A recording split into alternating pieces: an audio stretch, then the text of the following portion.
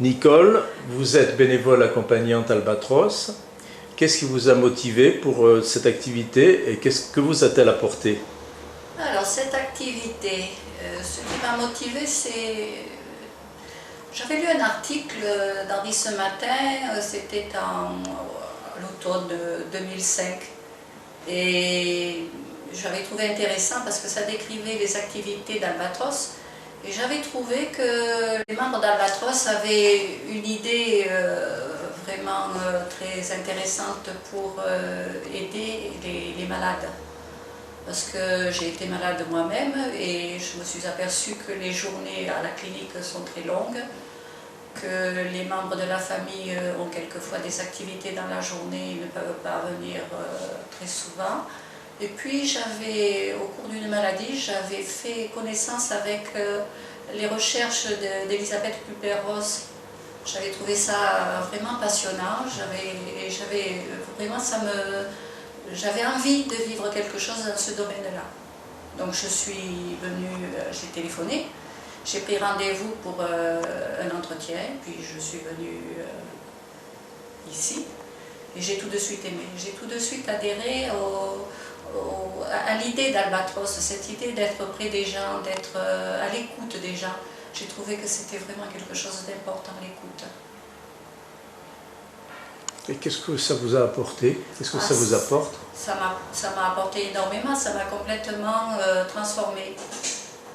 Il est impossible de faire un accompagnement d'un malade et de rester, et de plusieurs malades, de beaucoup de malades, et de rester la même. Ils m'ont apporté une autre vision des choses, ils m'ont ouvert le cœur, ils m'ont ouvert l'âme, ils m'ont ouvert l'esprit sur une autre vision des autres, de moi-même, de la vie et de la mort. Je n'ai plus jamais vu les choses sous le même angle dans ces domaines-là. J'ai appris à me connaître à travers eux. J'ai appris à les aimer, parce qu'il est impossible d'écouter quelqu'un et de rester dans le jugement. Si on l'écoute réellement, comme on nous a appris à le faire chez Albatros, on le comprend. Et quelqu'un que l'on comprend, on n'a pas envie de le juger. On l'accepte tel qu'il est. Finalement, j'ai accepté les autres, je me suis acceptée moi-même tel qu'ils sont, et je me suis acceptée moi-même tel que je suis. Ils m'ont appris aussi l'humilité, parce qu'il est vrai que quand on est confronté à la maladie et au destin d'un simple mortel, on se sent tout petit, on se sent impuissant à modifier quoi que ce soit dans ce destin, et on se sent pas faible, non, on se sent fragile et on se sent vulnérable. Mais faible, absolument pas. Il n'y a aucune notion de faiblesse là-dedans. Au contraire, je trouve que les épreuves, ces épreuves-là, nous aident à grandir, nous aident à comprendre beaucoup de choses, même si c'est très difficile à vivre, ça nous aide à grandir, à mieux comprendre le sens de la vie, le sens de la mort. Et je n'ai jamais vu, j'ai vu dans le regard de certaines personnes en fin de vie, une force de vie, une intensité de vie que je n'ai jamais vue dans le regard des bien-portants. Il y a quelque chose de très fort là-dedans, quelque chose de très... c'est intérieur et ça se projette vraiment si on les regarde bien. J'ai appris aussi à considérer qu'ils sont au-delà des apparences, puisqu'ils ne sont quand même pas au mieux de leur forme, au-delà de leurs apparences, ils sont toujours les mêmes. Je ne les ai pas connus auparavant, mais à travers leurs paroles, on arrive à les connaître. Et on s'aperçoit qu'en fait, les choses importantes n'ont pas changé, qu'ils sont toujours les mêmes, ils sont toujours vivants. Et il faut les traiter comme des vivants, avec le même respect que pour tout autre vivant. J'ai appris aussi... l'authenticité. Ils sont quelquefois, et il leur reste un peu de temps à vivre et ils n'ont pas envie de le perdre en fausse, en politesse excessive et tout ça. Ils sont très francs et très directs, et ils attendent de nous que l'on soit franc et direct également. Ils nous demandent vraiment d'être authentiques comme ils le sont eux-mêmes. Et c'est quelque chose aussi qui m'a profondément touchée, cette authenticité qu'il y a en eux. On dit toujours que l'accompagnement, dans l'accompagnement, on reçoit plus que ce que l'on donne. Est-ce que vous pouvez expliciter ça? Absolument. Ce que l'on donne, ça n'est pas mesurable et ça n'est pas quantifiable. C'est quelque chose de même, on n'a pas besoin d'essayer de savoir ce que ça apporte. En fait, on donne le meilleur de nous-mêmes et puis on ne peut pas savoir exactement ce que ça apporte à la personne visitée.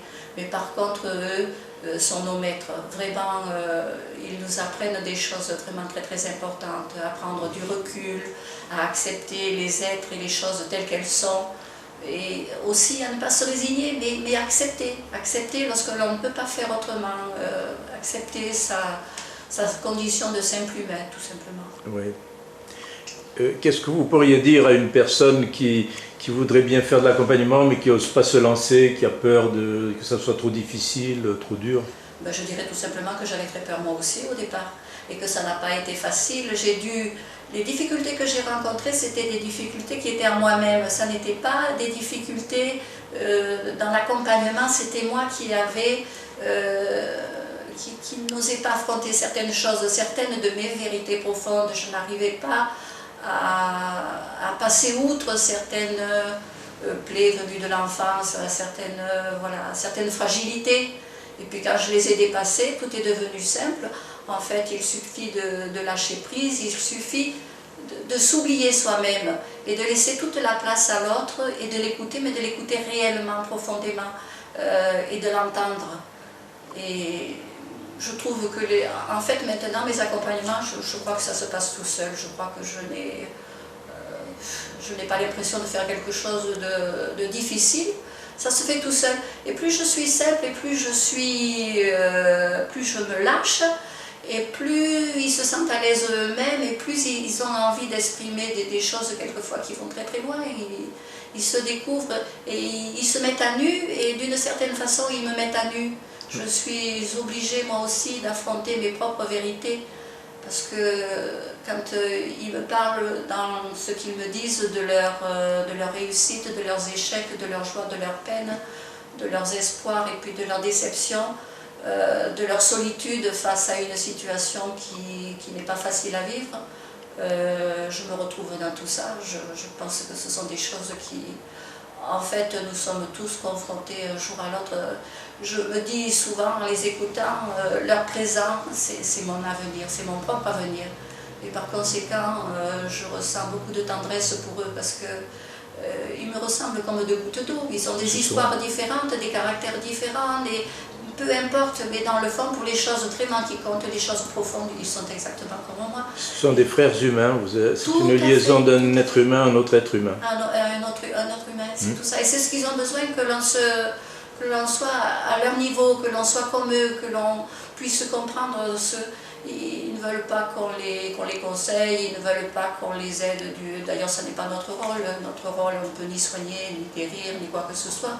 Il faut accepter l'humilité de donner simplement le meilleur de soi-même sans savoir exactement ce que ça va apporter à l'autre.